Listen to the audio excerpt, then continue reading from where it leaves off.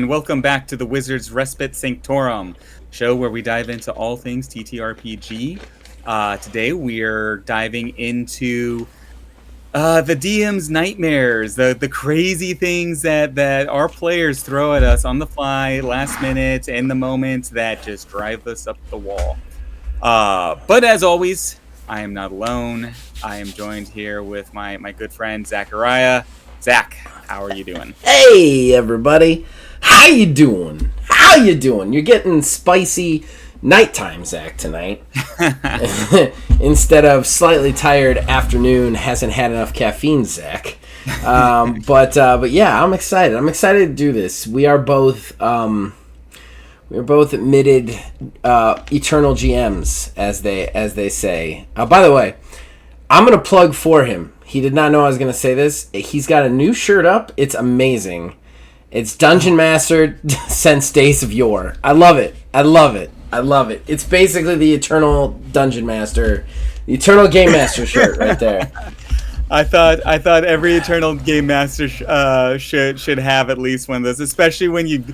I think we calculated out our joint years of DMing. It's into the 50s or 60s. It's crazy. It's ridiculous. It's crazy when you get to a certain point. It's just absolutely insane. Yeah, it's beyond it's beyond comprehension.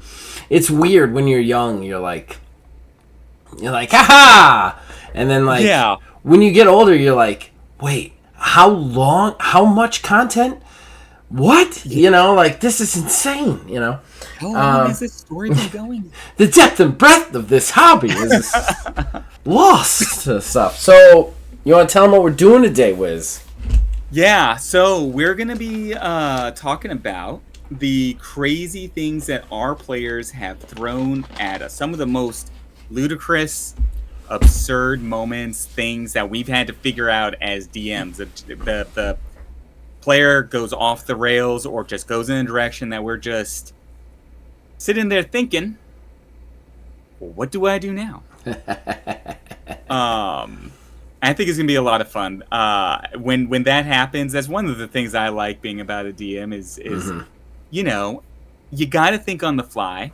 You have to improv, and you have to make it work sometimes. And sometimes it works, sometimes it doesn't, and sometimes you have to go back and murder all of your players. But now that I'm helping design shirts here and there, I definitely want to put together a it's jazz not rock and roll shirt for Dungeon Masters. I think that it is, and it's a lot of improv, but there are still these moments where like epic moments where the thing is too with game mastering, especially when I was younger. Nowadays, I'm a little bit more just let's see where the chips go, and then I'll go with it where they go. But when I was younger, my goal was to predict what my players were going to do so I could write the story in my head, basically.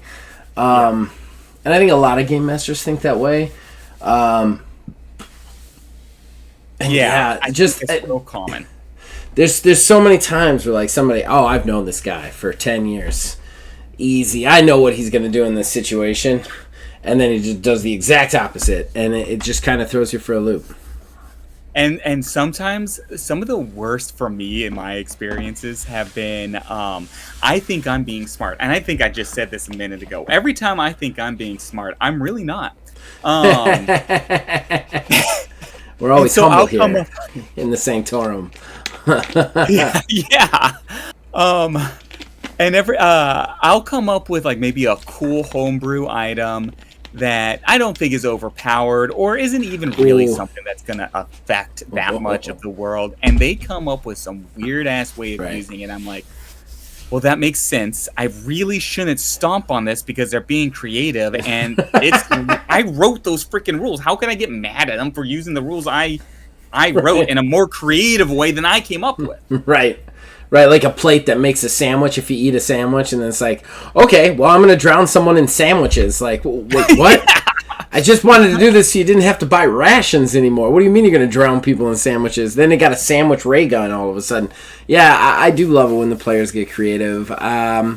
Personally, a lot of mine, there was one that I remember that was really hard to dig out of, which I do want to talk about, but like most of mine are like when a player just through sheer character development makes a choice that just floors me. You know what I mean? Those were my moments. Those were really my picks in a lot of ways. For mine, I guess. Okay, yeah. Well, why don't we jump into it? Why don't we start diving deep into these memorable moments from our GMing history? Why don't you take the lead on this one, Zach? I'm kind of curious as to what floored you.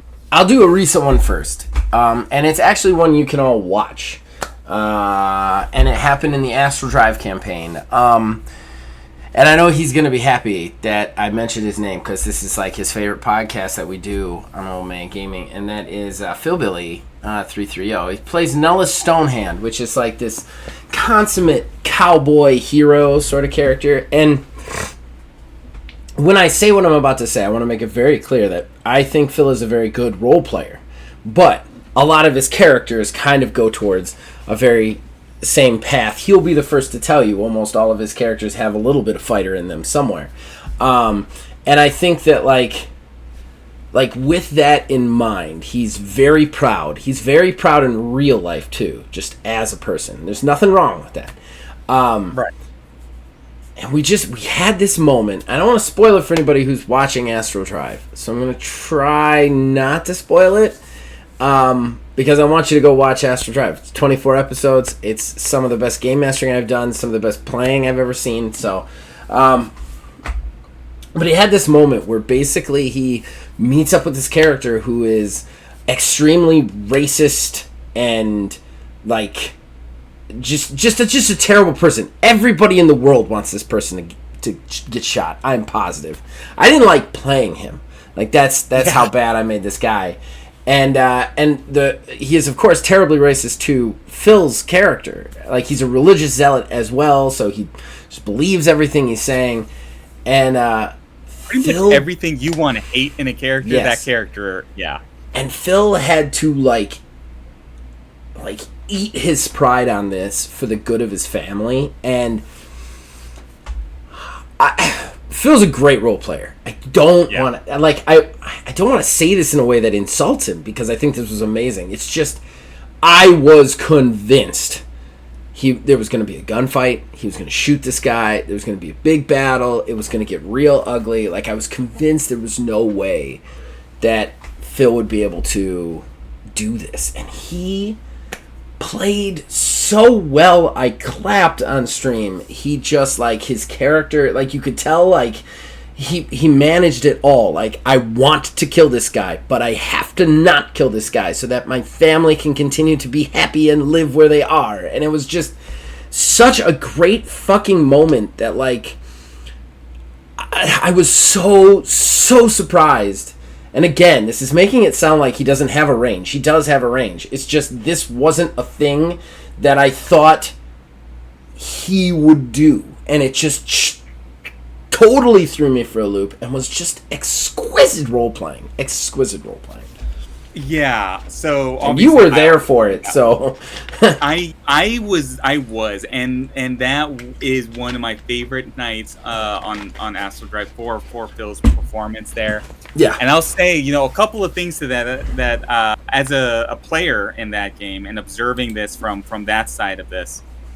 One, these type of moments that you just described shouldn't happen every game. These are really powerful moments, and I think that might be one of the reasons why it was so surprising in the group, because Phil is a great role player. He is. He's one of my favorite guys I played with as a player. Yeah. And interact, because my character can interact with his character so well. Yeah. And we riff so well. Yeah. But like this moment is one of those moments where your character can step up and just be a different, like have a moment as a character, not as a gunfighter, not as a sorcerer or a wizard or a whatever, but as a character, as a person. Yeah. Well, we've blew it out of the water. He did. We've talked about it a lot, that like as a player, like what are you doing with your character? And like are you trying to make that, like, are you trying to tell that story by yourself, you know? And, like, are you, and, like, there's many different, like, with TTRPGs, there's two different storytellings going on, you know? There's the story that the game master is presenting to you. There's also the story that you're writing. You're the author of, because you're the person who's deciding the actions of your character. And I love it when players take the experiences that their characters have had already, and then they make personal character growth in the game. And it's just so cool. Like Nullus, day one Nullus, it would have been a gunfight and a bloodbath, without a doubt, and then the consequences would have followed him around for the rest of the session. So you could just see, like, it was him having to deal with what he dealt with on Axiom, him having to deal with Tyavalik, him having to deal with the demon in his head, him having to deal with what had happened to the green in that instance. And again, I'm kind of speaking all over the place so that people can go watch it and kind of put all those things together. But, like, it was all of those aspects, him dealing with his dad and his girl and everything, that brought him to that moment of, I'm gonna suck it up, I'm gonna take what this shithead has to offer, because then he's gonna drive away and leave my family alone.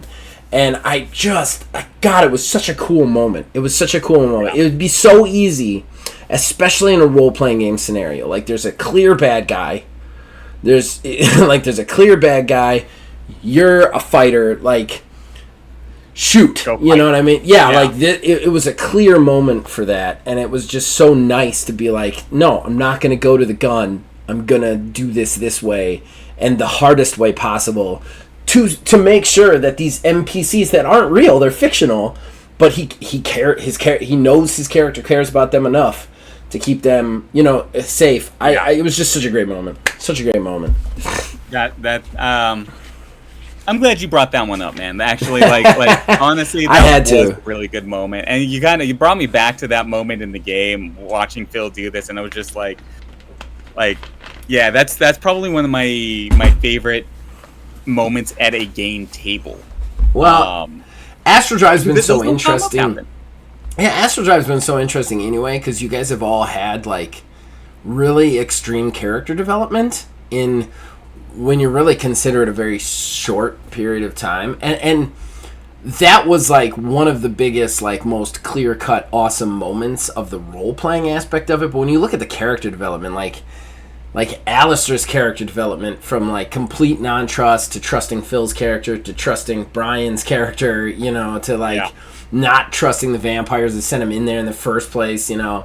And then you look at Brian's character, who was, like, a completely, like, cowardly nothing, who, like, had to have this fight down a hill and be trained by some orc in the middle of the woods, and now he doesn't want to be at the religious place. That, you know, like, there's been so much character development for all of you guys in such short periods of time. It's very interesting, you know. It is. It's really fun, and, you know, like, I feel like we're all tracking, like, why this is happening. Like, Phil's character was the easiest. Why he had so much over the course of the story, so many things happening to aspects of his family, to friends he had, who he treated like a father figure, a surrogate father figure when he joined the Hearth Collective, and, you know, there's a lot of emotion that's building up there, and he sees consequences to some of his actions as he goes through these moments, and now he's all of a sudden faced with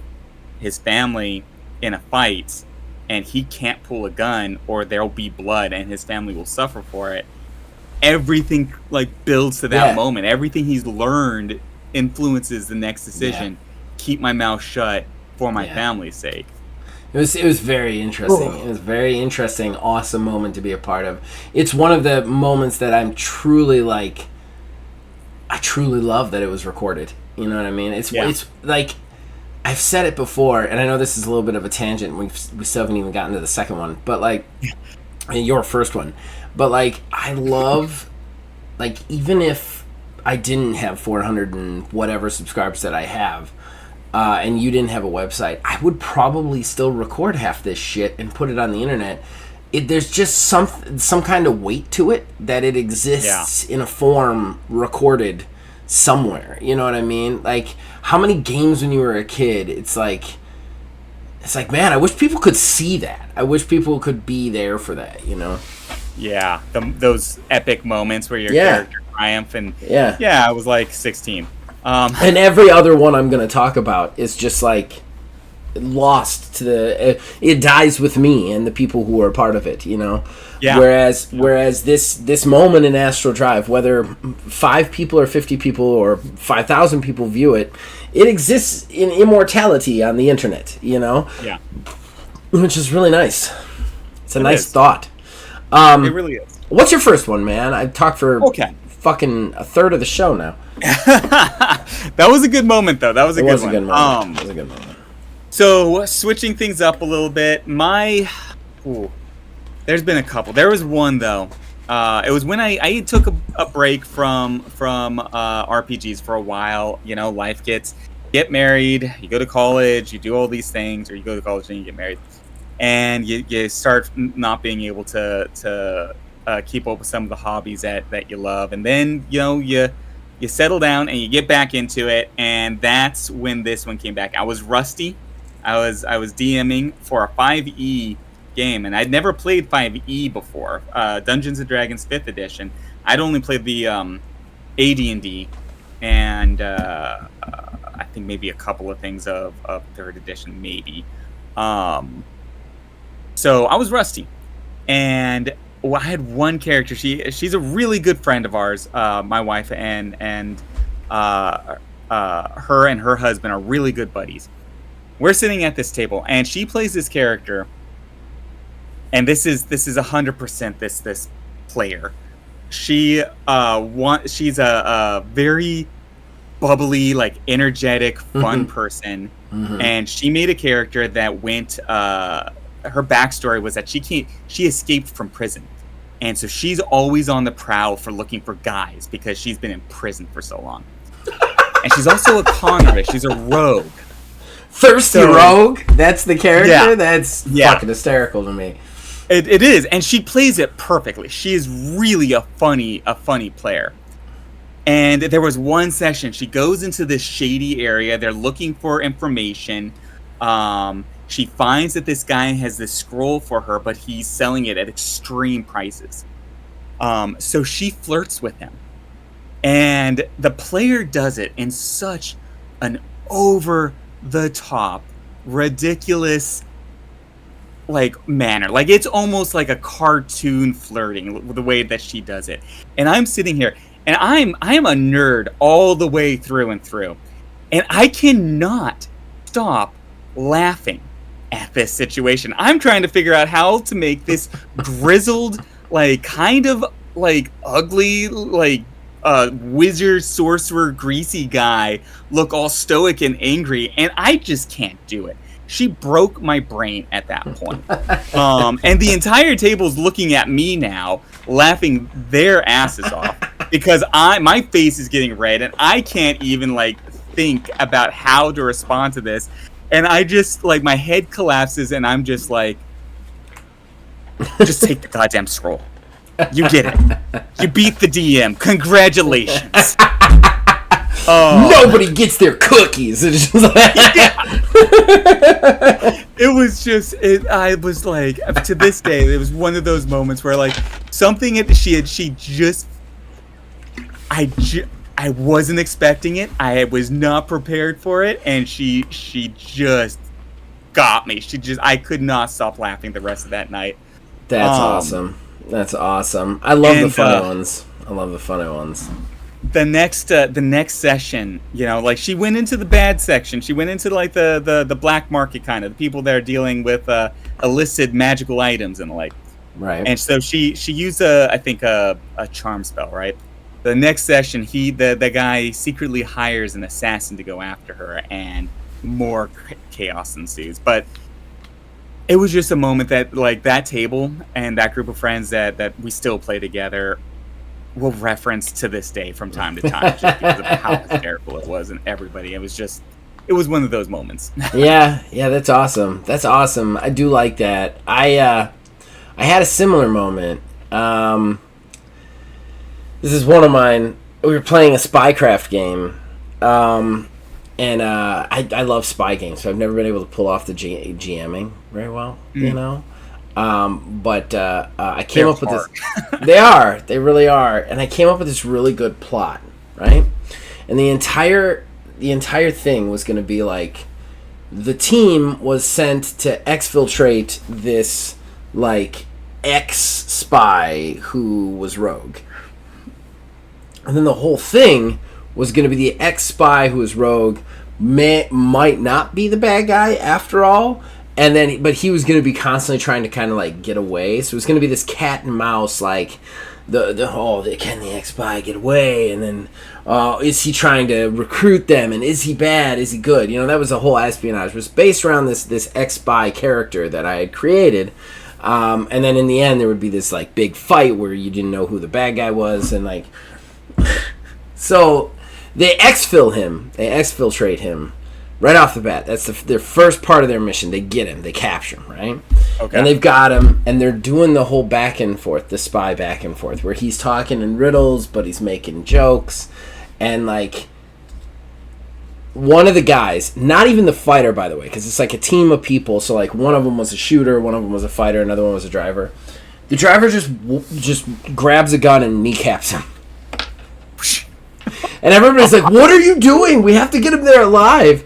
And he's like, "We don't. He doesn't need his knees, and now he's not gonna get away from us."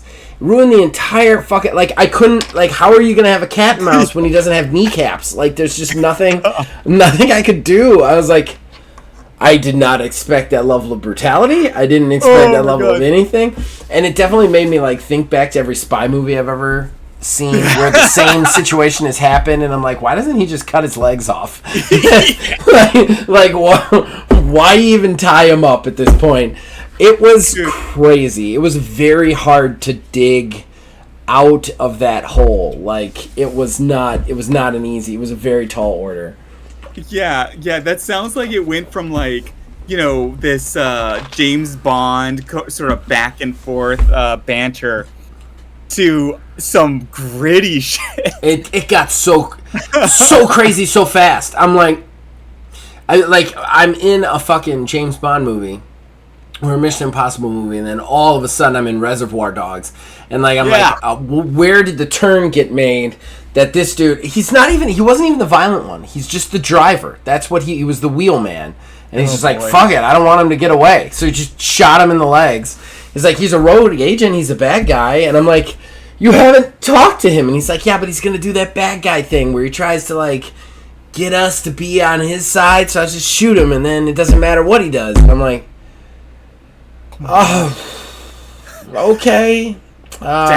Paperwork, throw away. Yeah.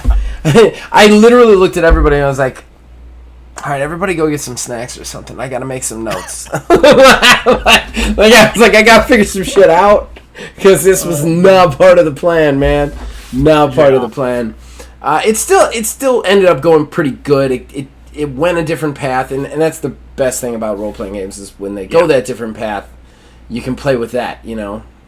It's like once you come to the understanding that the thing you wanted to happen didn't happen, and that's okay, then you're like, now I can play with the thing that did happen. You know what I mean? And then the juices start to flow for that. Yeah, absolutely. It's that, you know, that ability to switch keys, like you're saying. It's jazz. You guys switch them on the fly, and that's kind of part of the fun part about it being a DM/GM. At least it is, I think, for people that are the forever GMs. Yeah. Because there are some people that really want their players to go down a very certain track. And they often seem very angry about it when their players don't go down that track at all. Yeah. And I don't really know that they're going to end up being GMs for the long haul, because that's just how the game works. And it's tough too, because there are people who just want to play. You know what I mean? And like, the game mastering thing's never really going to be there for you. You know, you're never going to be good. There was a friend of mine who was like, I'm not a good game master. And I was like, look, I don't know whether you're a good game master or not. It's okay if you don't game master. You know what I mean? Like, that's not, you don't have to. Like, find somebody else to game master for you. Like, don't force yourself to do it. Exactly. Yeah. Absolutely. I was the most controlling aspect of my friend group, so I ended up being the game master every time. That's just how it works.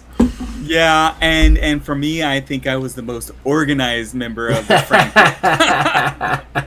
So everybody, let's get together. Let's plan this out. Let's get to and okay. Now everybody's playing. It's sucked in and can't ever leave. Yeah, that's the problem. If you're picking the game and you're picking the time, you're game master in the game. You know what I mean? Like, yeah. So what's your next one? Ooh, so hard to choose from. You know what? This one actually happened pretty recently. It threw me for a loop, and I had to switch everything up. So, it's another spy. I think spy style campaigns, they're tough. spy style games can be tough. And they may lend themselves for these kinds of moments. Now that I just heard your story, thinking about this one, I think they may lend themselves particularly because there's so much. So many layers between NPCs and motivations that you have to put in there that it could just go into so many different directions. Yep. And so the group had been trying to infiltrate this secret organization that is trying to overthrow the government, right? It's a cabal. And they're trying to uncover this cabal and figure out what they're really trying to do and stop them. So they go undercover. They're lying to the NPCs. They're trying to navigate, and get more information out because they know that these people are extremely powerful, both, as individual powers and their skills, but also within society and being able to. Nobody's gonna. They need evidence, and they put a lot of work into this moment. They are hunting hard for session after session after session, and they're having a really good time doing it. And finally, there's that classic James Bond moment where they're at this party and they're mingling and all of the cabal is there along with a bunch of other people and they are trying to get the last bit of information and get the villains into position to be taken out. And one of the PCs had a personal issue with one of the villains. It was in their backstory. They knew each other from the past. And they ended up getting into an argument, which, by the way, was extremely hard for me to do because the PC, the character, and the player herself was a girl. She wrote a mean girl as her villain, as her personal antagonist, and that's who I had to play. So I had to figure out how to be a mean girl, which was already not within my wheelhouse. It wasn't in my back pocket. Right. But so I'm kind of being sort of a bitch. I'm not gonna lie. I'm being really rude and passive aggressive. You got to. And she slips a evil cursed coin into my pocket. And how that coin works is you roll a die to determine what the effect is when you give it to somebody. She was hoping that the effect, there was a bunch of random effects, and she was hoping for the one that revolved around flatulence. Which would have been hysterical. Right. Nice posh party, and this woman's farting through the entire thing. Instead, she rolled, anytime anyone asks this character a question, this character gets flustered and has to make a save. If she fails, she attacks the questioner. Oh, no. So you have this cabal member who suddenly is in a party where she's rubbing elbows. People are constantly asking her, "How are you? Oh, what's going on?" It's so basically small talk, and she's just throwing spells at them all of a sudden, attacking them. Everything goes off the rails. Everybody's been working towards subtly maneuvering the villains into a moment where they can overtake them, and now at this crowded party, it's a free-for-all battle. That's hysterical. That's absolutely hysterical. That's hysterical. That's tough. That's tough. It's a problem with the spy stuff. It's it's really fun to see a good one written because everything hits the place where it needs to hit. But they are really hard to hit the places when you're just letting people go about it however they want to go about it. On the subject of Game Master playing stuff, it is one of the most unsettling things I've found about myself is the ability to get into character for just terrible, terrible people.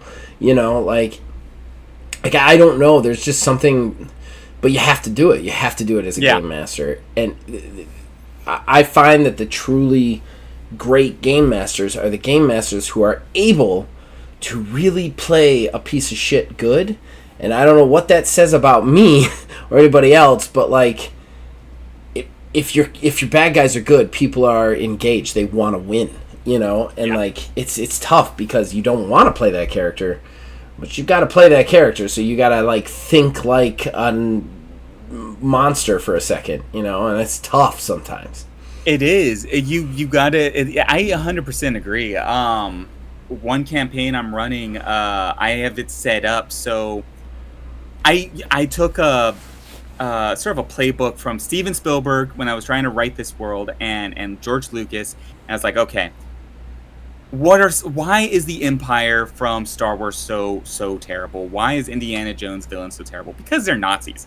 I mean, basically, the Empire is like a stand-in for like the German, you know, expansionism from World War II. It's like, okay, so I need like just like villains. So the High Elves in this world are like just really snobbish. They look down on everybody. Mm-hmm. They're High Elves. They live for hundreds of years. They have magical abilities. They have a great empire. Blah blah blah blah. So when I actually play that though, I feel like so like, God, I hate this guy. I really hope they kill this guy. You know, but at the same time, it's like that's how you get a villain where all your characters, all your players at the table are looking at them and being like, "Oh, that guy's got to die. Yeah, he's got to die. He's got to die. You have to be the guy that has to die." Yeah, yeah. And I always find too, like whenever I'm making a villain, if I sit down and I think to myself, "Why is this guy so terrible?" and then like I backtrack it. Like, then I'm like, okay, it all makes sense why he's terrible. It's weird, like, I have a hard time, like, truly hating people in real life. Like, even the worst people out there. Like, I just have a hard time because I feel like most people are a product of time and experience, you know, and it's just, like, don't get me wrong, I'm not excusing any terrible shit. Sure, yeah. I'm just saying that, like, it's one of those things where it's like, everybody out there is just trying to survive in the only way they know how, based on the things that have happened to them. And like, that's how you get a good bad guy too. When it's a bad guy who's like truly like fucking going after. I'm gonna go on another tangent. The professional wrestling. I love watching professional wrestling. I don't know how much I've talked about it on this podcast specifically. I'm sure I've mentioned it because I always bring it up at some point, but I'm a huge professional wrestling fan. The best times that, because the bad guys in wrestling are called heels, good guys are called faces. The best time a heel is a heel is when, to them, they truly believe that they are a face. And that is just, that's just the that's when it like hits. Like, there's a right now there's a heel in WWE, Drew McIntyre. He's been a face for a really long time. Really, really long time he was a good guy. And like, he ended up slowly turning heel. And the reason he turned heel is this guy who's kind of a piece of shit, CM Punk, even in real life, like went away from WWE for a really long time, went to another company, then has come back to WWE. And, like, came back and, like, kind of is stealing the moment from Drew sort of thing. And, like, the fans love him. And, like, that makes him hate them. You know what I mean? Like, it's just, it's slow. Like, you've watched this turn where, like, Drew McIntyre does not think he is the bad guy. And personally, I'm on Drew McIntyre's side. But, like, the heel turn is so much better when the heel has, like, a really good fucking reason to be a bad guy, you know? Yeah. Those are the best Even bad if guys. it's not a good reason, but it's a good reason to them. Yes! And you can see it. You can see it. Like, you're like, okay, I mean, you're wrong. Yeah. But, I mean, I see why, you know? I see what you're saying. Like, for a second, you're the fictional character's therapist, and you're just like... Yeah! Okay. I see what's happened here. You think because X, Y. Well, that's not true. But like, it's yeah. Okay, should I give one more then? Yeah. Okay, so this one was a really long time ago, probably one of the longest ones ago. And this goes out to a guy I don't really play with much anymore, but was my best friend for a really long time. Met him back in 4th grade.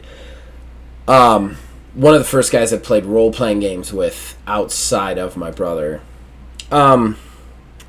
So I've talked about my superhero game on here before, where I would do like one-on-one games with people. So, and I've done that game like multiple different times with different groups of people. The biggest one was the one that I've talked about repeatedly, where, you know, me and him lived in a house, and we would just have a schedule on Sunday, and every hour somebody would come in and do their comic, and he was the first superhero in that world when we started playing, like one of the first superheroes in that world. He retired the character. I never thought he would retire the character, but he retired the character, and that was a surpriser to me. And it was like I had killed so many girlfriends, and he had fought so many family members who turned out to be villains, and like all sorts of like twists and turns. Yes, there was one character, NPC, that had been around him since the beginning, who was this reporter girl, and he had been with many women, but they had always had a will they won't they sort of thing. And the final storyline that he was involved in, it got real convoluted with the bad guy. It turned out like his stepmom had his in utero mom had come back to kill. It was crazy. It was absolutely insane. Classic comic book. Yeah, true classic comic book. She goes down, and it was great. It was great because that character had been around since the beginning, and then I was just like, she's actually always been a villain sort of thing. So he has that final battle with her, and through the course of that, him and her, the reporter's relationship had flourished. And finally, at the end, like, you know, the fight's all over, and the reporter comes to him and goes, "Look, I have followed you your entire career. I have watched everyone you love get killed. Now that, because she had figured out his identity, she was like, I've watched girlfriends get killed. I've watched you lose everything to this hero thing. I've watched you do it for the..." And I think I played with him in that game for probably like 5-6 years. And I was like, over the course of 5-6 years. And remember, these games are reality based, so it's him. It's not right. It's him, like the guy. And she was like, "I do want to be with you. I've realized I love you. I want to be with you, but I can't do it if you're a superhero. Like, I can only do it if you're ready to be done. Because if you're not ready to be done, I can't do it." And he retired for her. And I was like, that's huge. That's a fucking game breaker. When you've played this character for 6 years, you've had this on and off relationship with the same NPC, and you're so certain that your character is in love with that NPC that you're willing to literally let the character go. Like that, you have to say goodbye to the character. Like, did he do a couple of cameos? Yeah, he did. And anytime I was like, "Hey, do you want to bring out Bale for a session?" he was like, "Yeah, hold on, I got him right here in my back pocket." But like, but yeah, to basically retire a character because you believe that the character would make the choice, that's fucking awesome. Because if you're truly attached to a character, it's very hard to not play them anymore. I mean, for most people. For me, I can't wait for my characters to die. Just can't wait.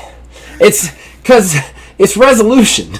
It's resolution. Yeah. I have this character now who I love, and I don't want him to die, but I also kind of want him to die. And the reason I don't want him to die because I love playing him, but I kind of want him to die because I don't want one day the group that I'm playing in to not be together anymore, and me to have this character in my head with all this unresolved shit. You know, I've got enough of those. Like, so like anytime a character dies, like back with Shotgun, when Shotgun died and the entire table were like positive that I was going to quit playing, and they were all worried I was mad and stuff. I was like, this is amazing. He is dead. He's dead. It's the absolute resolution, like, and in a great way. But he's dead. He's dead. He's resolved. The story is over. The book is closed. I can move on to a new book. You know. So like, I don't mind it when characters die, but for somebody to have played a 6-year character who was very attached to it to walk away from it because I think the character would be done was pretty cool. You know. That's different too. Like a character dying is one thing, but a character completing their arc and say riding off into the sunset happily ever after. Yeah. That's different. That's pretty that's pretty powerful. That's pretty epic. Yeah. I had one other one happen like that. It was in a mecha game. If the person is watching Scorn Mandark, he played him through this mecha game, and back when I was younger, I would make these mecha games that were like hyper focused on killing the players, like it was almost impossible to survive. Because I just loved, I don't know why, but everybody had to just associate it. It's a Zack game if you've got like a 10% chance of survival. And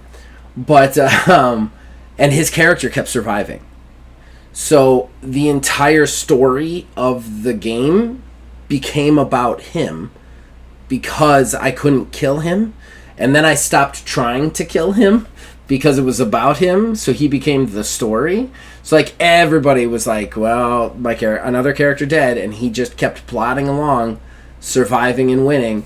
So we walked away from that game for a little bit, then we came back to it, and I was like, I really want to like wrap the story up for that character, because that character had like, it had kind of looked like he died, but maybe not, who knows, he was on a desolate planet or whatever.